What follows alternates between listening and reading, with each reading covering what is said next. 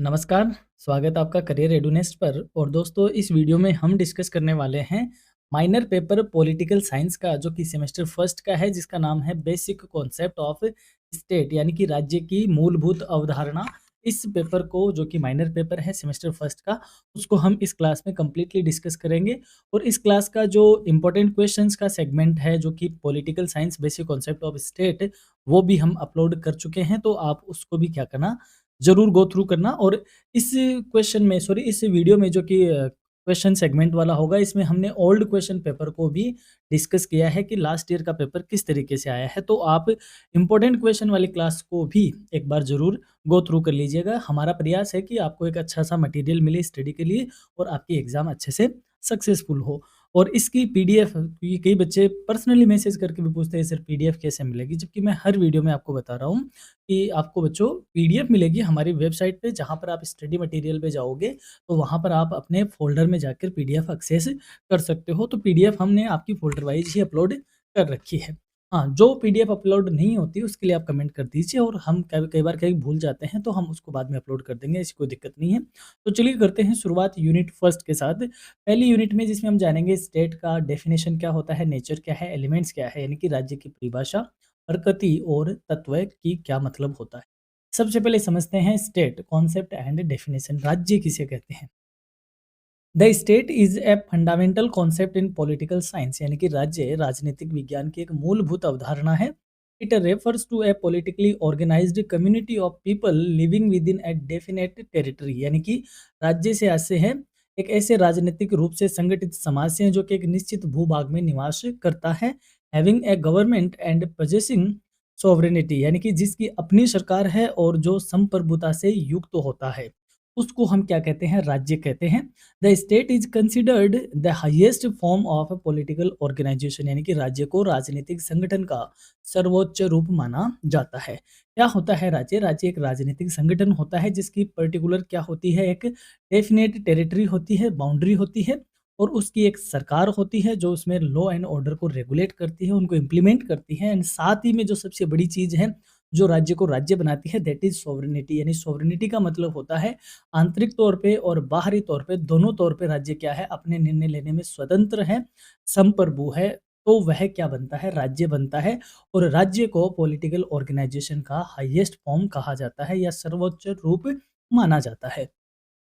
Different political thinkers have defined the state in various ways, but all definitions emphasize authority, territory, population, and sovereignty as essential aspects, यानी कि विभिन्न राजनीतिक विचारकों ने राज्य की अलग अलग परिभाषाएं दी है, लेकिन सभी परिभाषाओं में सत्ता, भूभाग, जनसंख्या, संप्रभुता को राज्य के अनिवार्य तत्व के रूप में माना गया है। यानी कि जितनी भी परिभाषाएं हैं, उनमें जो बेसिक चीजें हैं एक राज्य को राज्य बनाती है, वो यही है: अथॉरिटी का होना, टेरिटरी का होना, पॉपुलेशन का होना, एंड सॉवरेनिटी का होना। ये उसके बेसिक एसेंशियल एस्पेक्ट है।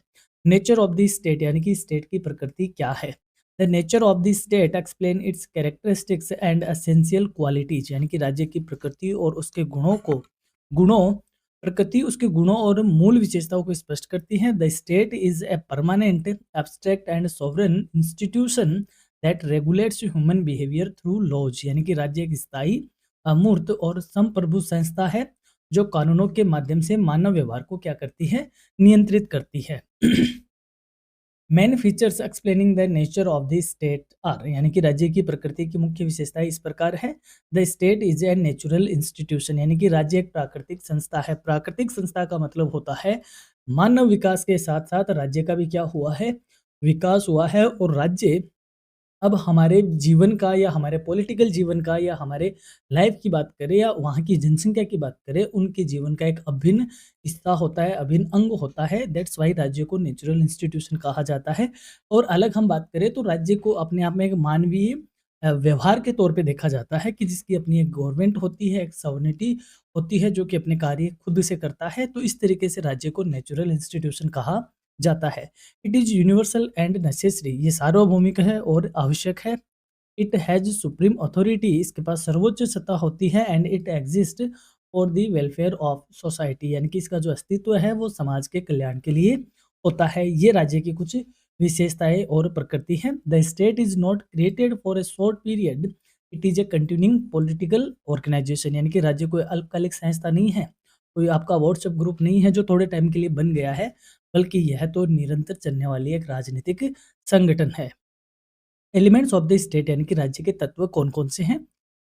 A state can not exist without certain essential elements, यानी कि राज्य कुछ आवश्यक तत्वों के बिना अस्तित्व में नहीं रह सकता।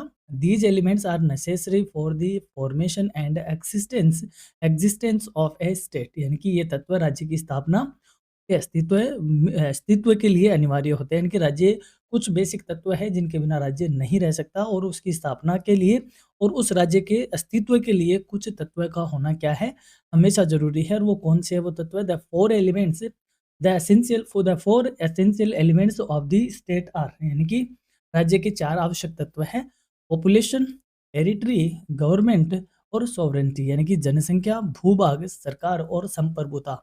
यानी कि राज्य की जनसंख्या होनी चाहिए, किसी भूभाग को जिस पे कोई नहीं रहता, जो निर्जन है, हम उसको राज्य नहीं कह सकते। टेरिटरी, यानी कि राज्य की एक पर्टिकुलर बाउंड्री होनी चाहिए। गवर्नमेंट, उस राज्य की एक सरकार होती है। एंड सोवरेनिटी, यानी कि राज्य आंतरिक तौर पे और बाहरी तौर पे, दोनों ही तौर पे अपने निर्णय लेने में क्या है, स्वतंत्र है, सोवरेन है, संप्रभु है। तो ये 4 तत्व है जो राज्य को राज्य की स्थापना के लिए और राज्य का राज्य में अस्तित्व रहने के लिए ज़रूरी है। अब बात करें पॉपुलेशन की। Population refers to a group of people permanently residing within the state, यानी कि जनसंख्या से तात्पर्य उन लोगों के समूह से है जो स्थायी रूप से राज्य के भीतर निवास करते हैं। There is no fixed number required for the population of state, यानी कि राज्य की जनसंख्या के लिए कोई निश्चित नंबर या निश्चित संख्या निर्धारित नहीं होती कि इतने लाख होने चाहिए तब जाके राज्य राज्य बनता है। ये कोई क्वालिफिकेशन नहीं है। जैसे ग्राम सभा में वोटर्स की संख्या होती है कि इतने वोटर होंगे तब जाके वह ग्राम पंचायत बनेगी, ऐसा राज्य के साथ नहीं है। What is important is that the population should be sufficient to support political organization, यानी कि बल्कि यह आवश्यक है कि जनसंख्या राजनीतिक संगठन को बनाए रखने में क्या हो, सक्षम होनी चाहिए। The population should have a sense of unity and obedience to the authority of the state, यानी कि जनसंख्या में एकता की भावना और राज्य की सत्ता के लिए आज्ञाकारिता होनी जरूरी है।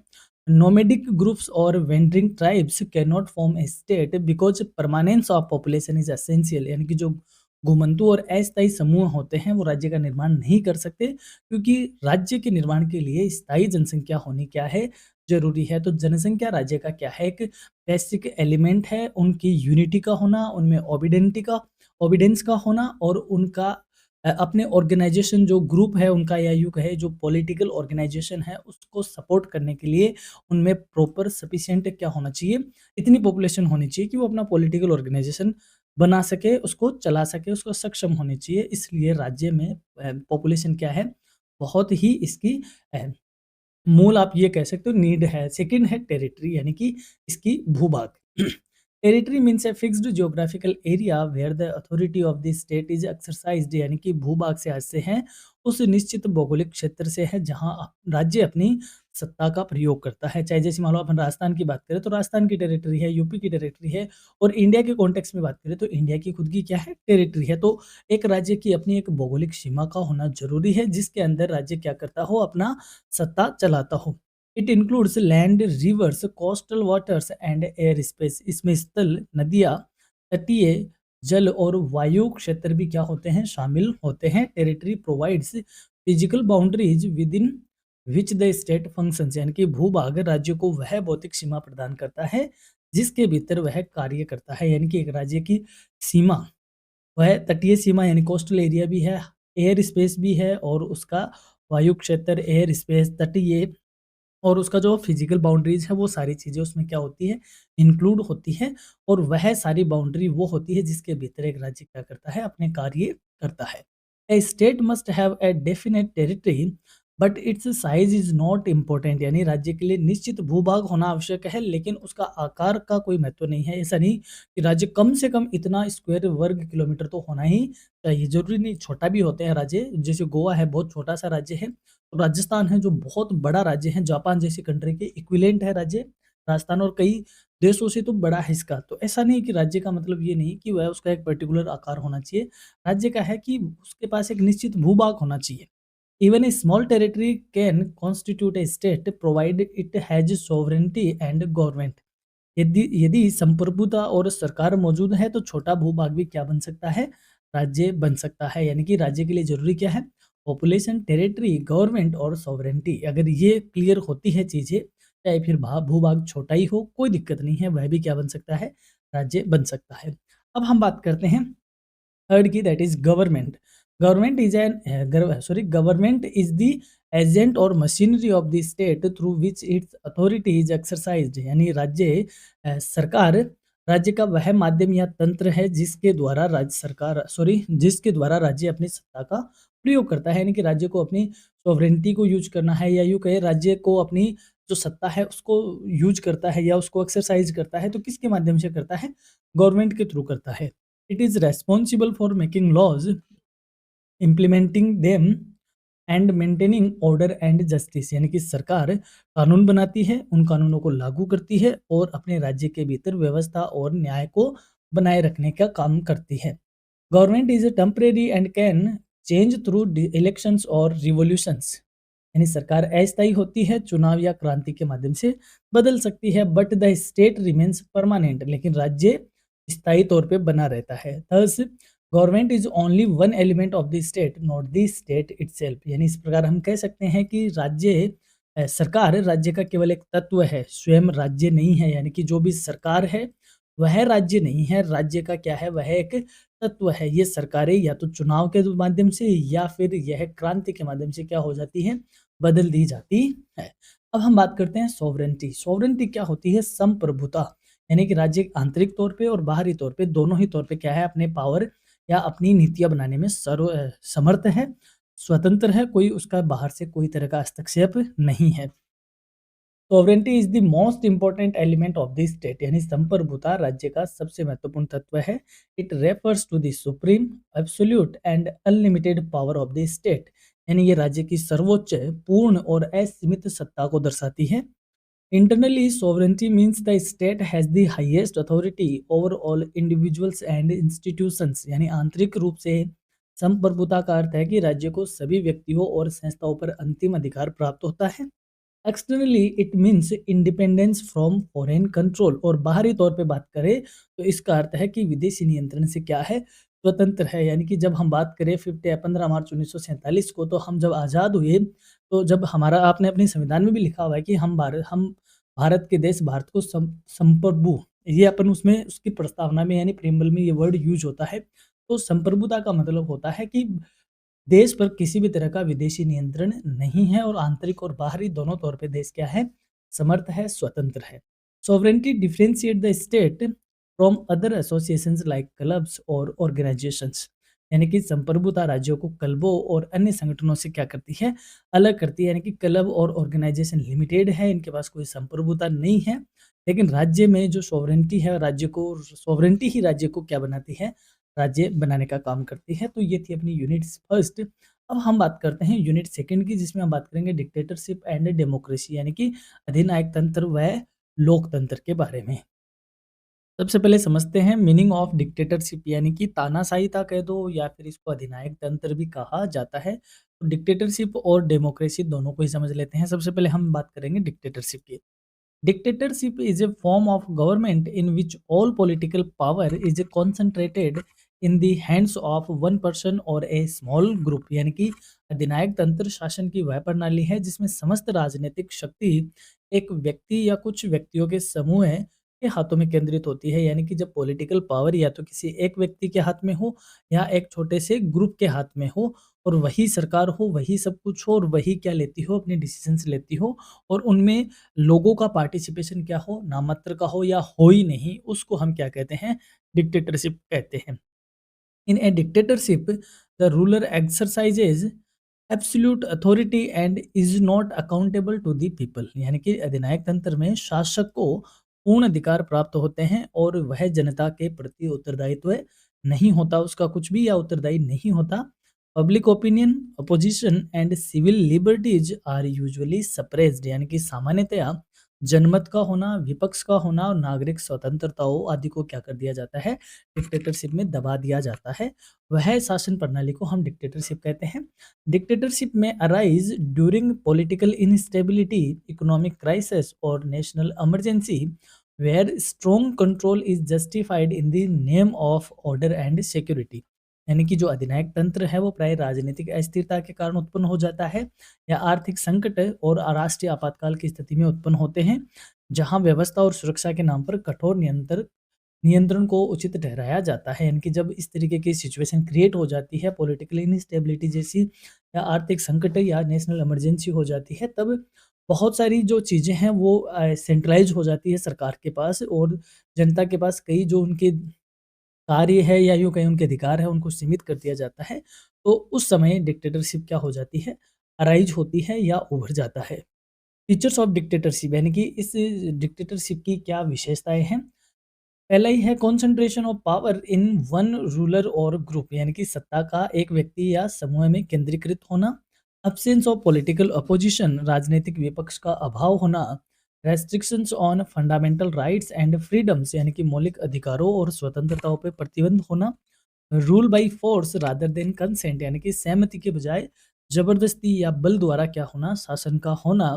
No free and fair election, कोई भी स्वतंत्र और निष्पक्ष चुनाव का नहीं होना या उनका अभाव पाया जाना। ये सारी विशेषताएं हमें किस में देखने को मिलती हैं, डिक्टेटरशिप में देखने को मिलती हैं। कुछ फिर भी इसकी कुछ मेरिट्स है, डिमेरिट्स है, देख लेते हैं। सबसे पहले हम बात करते हैं मेरिट्स की। क्विक डिसीजन मेकिंग, यानी कि शीघ्र निर्णय लेने की क्षमता होती है डिक्टेटरशिप में, यानी कोई अपोजिशन होता ही नहीं, कोई विरोध करने वाला होता ही नहीं, जो है खुद ही है, तो डिसीजन क्या होंगे, क्विक होंगे, स्पीड से होंगे, तो ये इसका एक फायदा है। स्ट्रॉन्ग एंड स्टेबल एडमिनिस्ट्रेशन, यानी कि मजबूत और स्थिर प्रशासन होता है। एंड इफेक्टिव इन इमरजेंसीज, और जब आपातकालीन परिस्थितियाँ होती है वहाँ पर ये और भी ज़्यादा इफेक्टिव हो जाती है। तो ये इसके कुछ मेरिट्स है। बात करें डीमेरिट्स की, सप्रेशन ऑफ इंडिविजुअल फ्रीडम, यानी कि जो व्यक्तिगत स्वतंत्रता है उसका हनन होता है, उसका दमन होता है। Possibility of misuse of power, यानी कि सत्ता के दुरुपयोग की संभावना ज़्यादातर रहती है। देखो डिक्टेटरशिप का मतलब ये नहीं कि ऑलवेज नेगेटिव, पॉजिटिव भी होती है डिक्टेटरशिप, बट इसकी जो जनरली हम बात करते हैं और जो इस तरीके की चीज़ें देखी जाती है जिसमें सत्ता का दुरुपयोग ही किया जाता है, तो डिक्टेटरशिप को मोटा-मोटा नेगेटिव पॉइंट से ही जाना जाता है। तो इसमें पॉसिबिलिटी रहती है, पॉसिबिलिटी क्या होता ही है, पावर का मिसयूज होता है। एंड लैक ऑफ अकाउंटेबिलिटी, उत्तरदायित्व का तो कोई अभाव होती नहीं, अकाउंटेबिलिटी तो कुछ होती ही नहीं इसमें, जो है वो कर दिया, वो कर दिया, कोई किसी को जवाब नहीं देना होता है, तो ये इसका क्या है, दोष भी है। अब हम बात करें डेमोक्रेसी की। डेमोक्रेसी को हिंदी में कहते हैं लोकतंत्र। लोकतंत्र का मतलब होता है जनता का शासन, यानी कि जनता के द्वारा और जनता के लिए किया जाने वाला शासन लोकतंत्र या डेमोक्रेसी कहा जाता है। Democracy is a form of government in which power ultimately rest with the people, यानी कि लोकतंत्र शासन की वह प्रणाली है जिसमें अंतिम सत्ता जनता के पास होती है।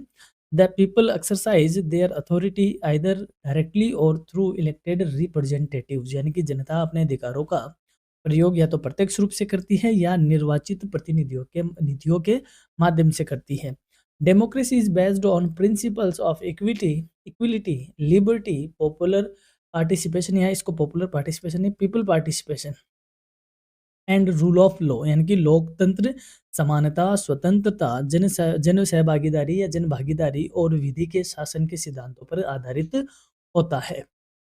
It is often described as the government of people by the people and for the people, यानी कि लोकतंत्र को सामान्यतः जनता का शासन, जनता के द्वारा किया जाने वाला शासन और जनता के लिए शासन, इस नाम से संबोधित किया जाता है। फीचर्स ऑफ डेमोक्रेसी, यानी कि लोकतंत्र की क्या विशेषताएं हैं। पहला है पीपल सॉवरेनिटी, यानी कि इसको पॉपुलर नहीं है, ये पीपल ही है, PPOPL, पीपल सॉवरेनिटी, यानी कि जन संप्रभुता का होना। फ्री एंड फेयर इलेक्शन, यानी स्वतंत्र और निष्पक्ष चुनाव होना।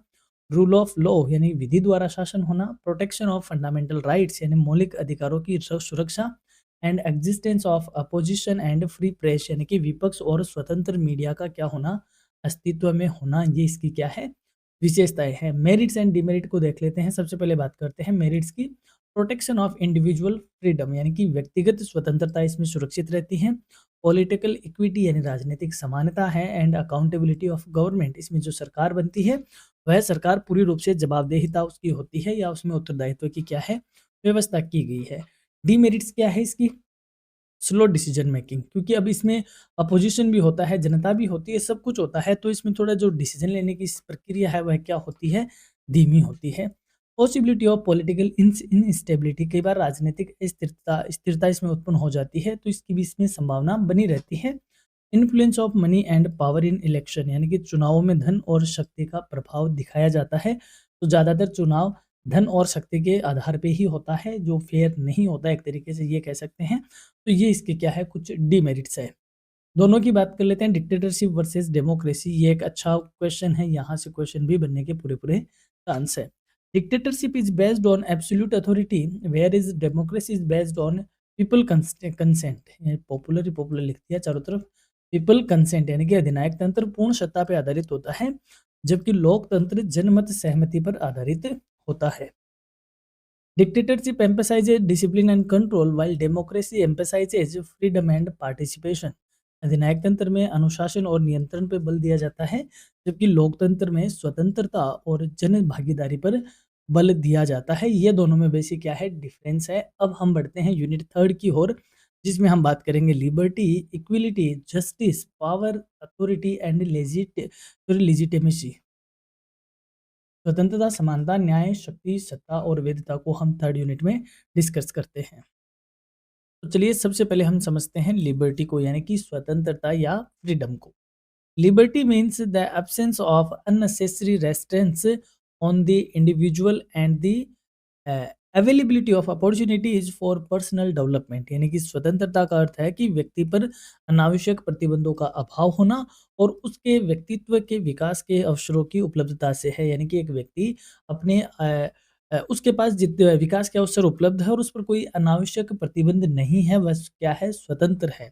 इन political science liberty does not mean complete freedom to do anything. It refers to freedom regulated by law in the interest of society. यानी कि राजनीतिक विज्ञान में स्वतंत्रता का अर्थ ये नहीं कि वह पूर्ण रूप से स्वच्छंद है, यानी कि वह कुछ भी कर सकता है, इसका मतलब ये नहीं है, बल्कि इसका मतलब ये है कि समाज के हित में कानून द्वारा नियंत्रित स्वतंत्रता से इसका क्या लिया जाता है, अर्थ लिया जाता है। यानी कि जो हमारे लॉ एंड ऑर्डर बने हुए हैं और जो सोसाइटी के हित में है, वो सारे कार्य वह स्वतंत्र तौर पे क्या कर सकता है, परफॉर्म कर सकता है। ऐसा नहीं कि वह कुछ भी कर सकता है, फ्रीडम का मतलब ये नहीं होता।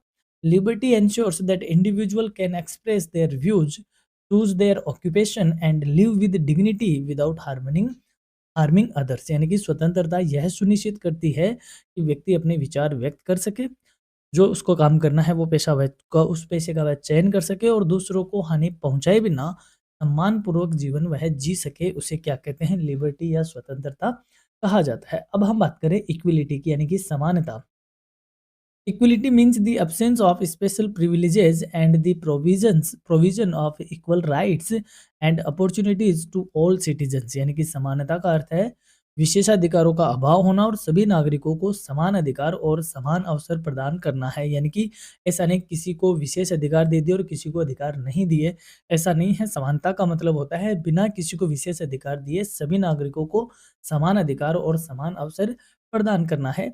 It does not imply absolute equality, but equality before law and equal access to social, economic and political opportunities. यानी कि इसका अर्थ पूर्ण समानता नहीं है, बल्कि कानून के समक्ष समानता और सामाजिक समानता, कानून के समक्ष समानता और सामाजिक, आर्थिक तथा राजनीतिक अवसरों की समान उपलब्धता का होना है। ये इसका क्या है, मतलब है। Equality is essential for democracy and social justice. यानी कि समानता लोकतंत्र और सामाजिक न्याय के लिए एक अनिवार्य चीज है, या यूं कहें अनिवार्यता है कि समानता होनी जरूरी है। अब हम बात करें जस्टिस की, यानी कि न्याय की। Justice refers to the fair and impartial treatment of individuals in society. यानी कि न्याय से तात्पर्य है समाज में व्यक्तियों के साथ निष्पक्ष और समान व्यवहार से है। It involves giving each person what is due to them and ensuring equality, liberty and rights. यानी कि इसमें प्रत्येक व्यक्ति को उसका उचित अधिकार देना तथा स्वतंत्रता, समानता और अधिकारों की रक्षा करना शामिल है।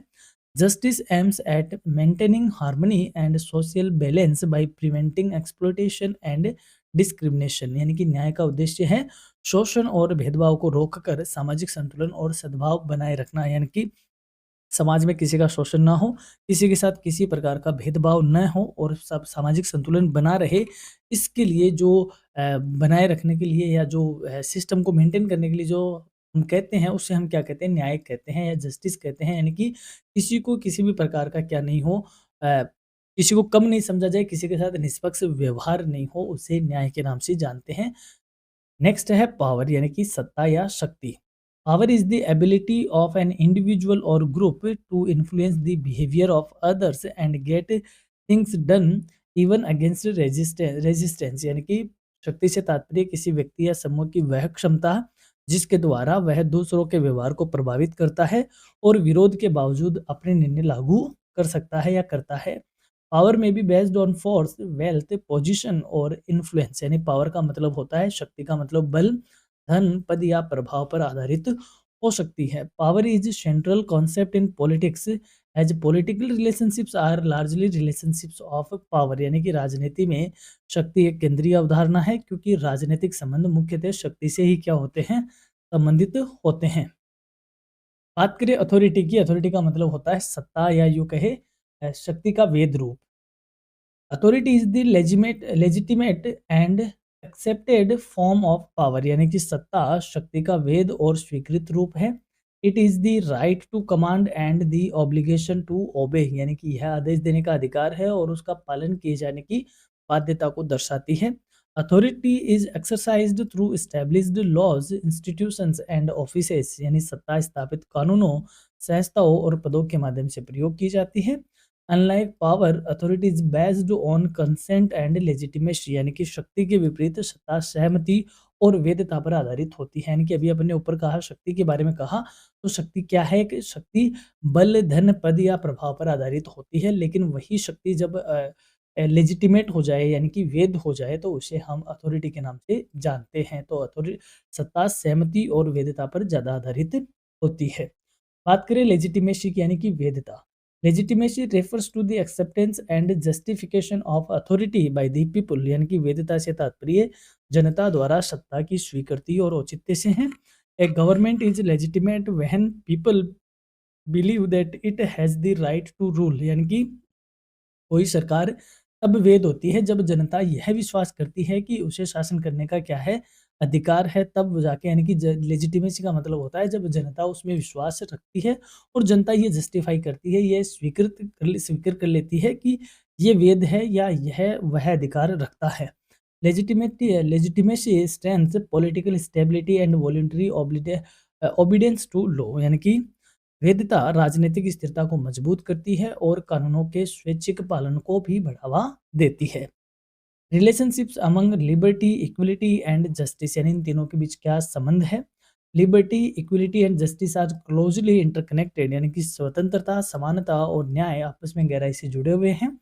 लिबर्टी विदाउट इक्वलिटी में लीड टू डोमिनेशन। यानी कि समानता के बिना स्वतंत्रता प्रभुत्व को जन्म दे सकती है। यानी कि हमने सबको स्वतंत्र कर दिया लेकिन समानता नहीं रखी, तो समानता नहीं रखी तो प्रभुत्व यानी कि सब अपने आप को ही ज़्यादा ऊंचा समझेंगे, तो ये डोमिनेंसी को क्या देती है, जन्म दे सकती है।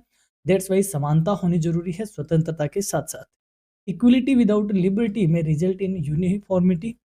यानी स्वतंत्रता के बिना समानता दे दी तो एकरूपता ही पैदा हो जाएगी। यानी कि हमने किसी को स्वतंत्र नहीं रखा लेकिन सबको समान कर दिया तो सारे एक जैसे ही हो गए, तो ये यूनिफॉर्मिटी को लेके आएगी। And justice ensures a balance between the two. यानी कि जबकि जो न्याय है वो दोनों के बीच क्या बनाए रखती है, संतुलन बनाने का काम करती है। समानता का भी और स्वतंत्रता, इन दोनों के मध्य संतुलन बनाए रखने का कार्य करती है जस्टिस।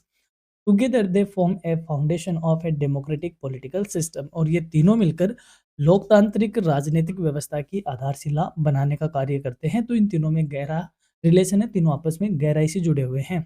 अब हम बढ़ेंगे यूनिट 4 की ओर, जिसमें हम जानेंगे ऑर्गन्स ऑफ गवर्नमेंट यानी कि शासन के अंग, जिसमें एग्जीक्यूटिव, लेजिस्लेचर एंड जुडिशरी की बात करेंगे। कार्यपालिका, व्यवस्थापिका और न्यायपालिका को हम इस यूनिट में डिस्कस करेंगे।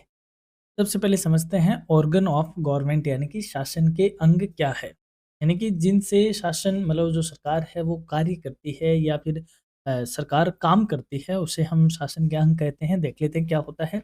The organs of government are the main institutions through which the authority of state is exercised. यानी शासन के अंग वे प्रमुख संस्थाएं हैं जिनके माध्यम से राज्य अपनी सत्ता का प्रयोग करता है। For effective administration and smooth functioning, governmental powers are divided among different organs। यानी प्रभावी प्रशासन और सुचारू कार्य प्रणाली के लिए शासन की शक्तियों को विभिन्न अंगों में विभाजित किया जाता है। This division helps in avoiding concentration of power and ensures efficiency and accountability, यानी कि यह विभाजन सत्ता के केंद्रीकरण को रोकता है तथा कार्यकुशलता और उत्तरदायित्व को सुनिश्चित करता है। The three main organs of government, और जन की शासन के जो प्रमुख तीन अंग होते हैं वो होता है लेजिस्लेचर, एग्जीक्यूटिव एंड जुडिशरी, यानी कि व्यवस्थापिका, कार्यपालिका और न्यायपालिका। व्यवस्थापिका में हम संसद को कह सकते हैं जो कि कानून या नीति निर्माण बनाने का कार्य करती है। कार्यपालिका जैसे सरकार हो गई जो कि इन कानूनों को लागू करने का कार्य करती है। और जो न्यायपालिका है जिसमें अदालतें और न्यायालय आते हैं जो कि कानून की व्याख्या करता है, व्याख्या करने का कार्य करता है और ये देखता है कि सारी चीज़ें तर्क विधि सम्मत है या नहीं है, यानी कि कानून के अनुसार है या नहीं है। तो ये तीनों अंग काम करते हैं। तीनों को समझ लेते हैं। सबसे पहले बात करते हैं लेजिस्लेचर की। The legislature is the law making organ of the government, यानी व्यवस्थापिका शासन का कानून निर्माण करने वाला अंग है। It represents the will of the people and plays a vital role in democratic system. यह जनता की इच्छा का प्रतिनिधित्व करती है और लोकतांत्रिक व्यवस्था में महत्वपूर्ण भूमिका निभाती है। Laws framed by the legislature regulated the behaviour of individuals and institutions. व्यवस्थापिका द्वारा बनाए गए कानून व्यक्तियों और संस्थाओं के व्यवहार को नियंत्रित करने का कार्य करते हैं। मेन फंक्शंस ऑफ लेजिस्लेचर क्या काम करती है, व्यवस्थापिका प्रमुख प्रमुख कार्य क्या है? मेकिंग लॉज, यानी कि कानून बनाना। अमेंडिंग अमेंड अमेंडमेंट होता नहीं, amending laws and the constitutions, यानी कि कानूनों और संविधान में संशोधन का कार्य इसका है। Control over executive through questions and debates, यानी प्रश्नों और वाद विवाद के माध्यम से कार्यपालिका पर नियंत्रण करना। अप्रूवल ऑफ बजट, यानी बजट की स्वीकृति को देना, ये सारे व्यवस्थापिका के कार्य है। इंपॉर्टेंस क्या है? The legislature ensure popular participation in, ये पॉपुलर नहीं है, पीपल ही है, PEOPLE, people participation in governance governance and reflects public opinion, यानी व्यवस्थापिका शासन में जन सहभागिता सुनिश्चित करती है और जनमत को अभिव्यक्त करती है। ये इसका इंपॉर्टेंट है। अब बात करें एग्जीक्यूटिव की, यानी कि कार्यपालिका की। The executive is the organ responsible for the implementation of laws and policies, यानी कि कार्यपालिका वह अंग है जो कानूनों और नीतियों को लागू करने का कार्य करता है। It runs the day to day administration of the state and ensures that laws passed by the legislature are properly enforced, यानी कि यह राज्य के दैनिक प्रशासन का संचालन करता है और यह सुनिश्चित करता है कि व्यवस्थापिका द्वारा बनाए गए कानूनों का सही ढंग से क्या हो, पालन हो। यानी कि जो लेजिस्लेचर ने कानून बनाए हैं उसको इम्प्लीमेंट करने का जो काम है वो किसका है? एग्जीक्यूटिव का या कार्यपालिका का है, जो कि ये देखती है कि जो व्यवस्थापिका ने कानून बनाए हैं उनका सही ढंग से लागू हुआ है या नहीं हुआ है। जैसे अपने इसमें एडमिनिस्ट्रेटिव चीज़ें आ जाती है, अपने आईपीएस वगैरह, सिविल सर्वेंट, वो सारे इसी के अंग होते हैं। मेन फंक्शन ऑफ एग्जीक्यूटिव, कार्यपालिका मुख्य रूप से क्या कार्य करती है? एग्जीक्यूशन ऑफ लॉज, यानी कि जो कानून बनाए हैं उन कानूनों का क्रियान्वयन। Formulation and implementation of policies, नीतियों का निर्माण और उनका कार्य क्रियान्वयन। Maintenance of law and order, यानी कि कानून और व्यवस्था बनाए रखना। कंडक्ट ऑफ फॉरेन रिलेशंस, यानी विदेशी संबंध को संचालन करना। ये सारे इसके मेन कार्य हैं। इंपॉर्टेंस क्या है इसका? The executive ensures stability, continuity and effective governance, यानी कार्यपालिका शासन में स्थिरता, निरंतरता और प्रभावी शासन को सुनिश्चित करती है। अब बात करें न्यायपालिका यानी जुडिशरी की। The judiciary is the organ that interprets laws and administrators justice, यानी न्यायपालिका वह अंग है जो कानूनों की व्याख्या करता है और न्याय प्रदान करने का कार्य करता है। It acts as the guardian of the constitution and protects the rights of citizens, यानी कि ये संविधान का संरक्षक होता है और साथ ही में नागरिकों के अधिकारों की रक्षा करता है। An independent judiciary is essential for democracy, और लोकतंत्र के लिए स्वतंत्र न्यायपालिका का होना आवश्यक है। यानी कि न्यायपालिका यदि स्वतंत्र होगी तब लोकतंत्र जीवित रह पाएगा। ये इसका मेन जरूरी है। मेन फंक्शन क्या है जुडिशरी के? पहला है इंटरप्रिटेशन ऑफ लॉज, यानी कि कानूनों की व्याख्या करना। एडमिनिस्ट्रेशन ऑफ जस्टिस, यानी न्याय प्रदान करना। प्रोटेक्शन ऑफ फंडामेंटल राइट्स, यानी मौलिक अधिकारों की रक्षा करना। एंड सेटलमेंट ऑफ डिस्प्यूट्स, विवादों का निपटारा करना। ये इसके मुख्य कार्य है। इंपॉर्टेंस की बात कर लेते हैं। The judiciary ensures rule and law rule of law and prevents misuse of power by other organs, यानी कि न्यायपालिका विधि के शासन को सुनिश्चित करती है और अन्य अंगों द्वारा सत्ता के दुरुपयोग को रोकती है। यानी कि जो कार्यपालिका और व्यवस्थापिका द्वारा ये दोनों अपना काम सही ढंग से करे, उसकी व्यवस्था कौन करती है? जुडिशरी करती है, यानी कि वह अपने पावर का मिसयूज ना करे, ये काम भी कौन देखती है? जुडिशरी देखती है। रिलेशनशिप अमंग दी ऑर्गन्स, यानी कि इन तीनों में क्या रिलेशन है? All the three organs perform different functions, they are interdependent, यानी कि यद्यपि शासन के तीनों अंग अलग अलग कार्य करते हैं, फिर भी वे परस्पर एक दूसरे पर निर्भर होते हैं।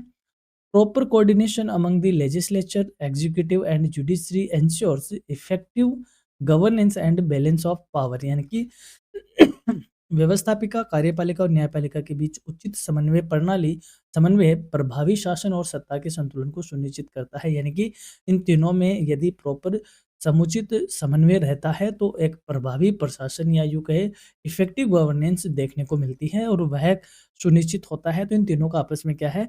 एक दूसरे पर इंटरकनेक्टेड इनके काम होते हैं। तो ये थी अपनी माइनर पॉलिटिकल साइंस की वन शॉट क्लास, और इसकी जो इम्पोर्टेंट क्वेश्चन वाला सेगमेंट है उसको देखना आप ना भूलिएगा। उसमें आपके पुराने पेपर को भी डिस्कस किया हुआ है और इम्पोर्टेंट क्वेश्चन को भी हम वहाँ पे डिस्कस कर रहे हैं। तो इस पेपर की पीडीएफ या इस वीडियो की पीडीएफ के लिए आप विजिट करो वेबसाइट को, तो वहाँ पर स्टडी मटेरियल में आपको ये मिल जाएगी। तो ये थी अपनी क्लास। क्लास कैसी रही ये आप कमेंट करके ज़रूर बताइएगा, और एग्ज़ाम के बाद आप ज़रूर कमेंट करके बताइएगा कि एग्ज़ाम में पेपर ने आपको, यानी इस वीडियो ने आपके पेपर में किस प्रकार हेल्प करी, वो भी आप ज़रूर बताइएगा। तो हमारी ओर से एग्ज़ाम के लिए आपको बहुत-बहुत शुभकामनाएँ। Thank you so much.